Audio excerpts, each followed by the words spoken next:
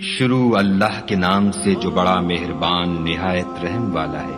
محمد مصطفیٰ صلی اللہ علیہ وآلہ وسلم ترش روح ہوئے اور منہ پھیر بیٹھے کہ ان کے پاس ایک نابینا آیا، اور تم کو کیا خبر شاید وہ پاکیزگی حاصل کرتا یا سوچتا تو سمجھانا اسے فائدہ دیتا۔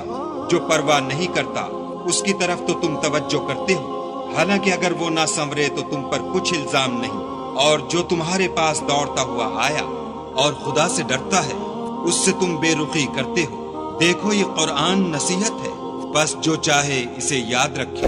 قابل ادب ورقوں میں لکھا ہوا جو بلند مقام پر رکھے ہوئے اور پاک ہیں، ایسے لکھنے والوں کے ہاتھوں میں جو سردار اور نیکوکار ہیں۔ انسان ہلاک ہو جائے کیسا ناشکرا ہے۔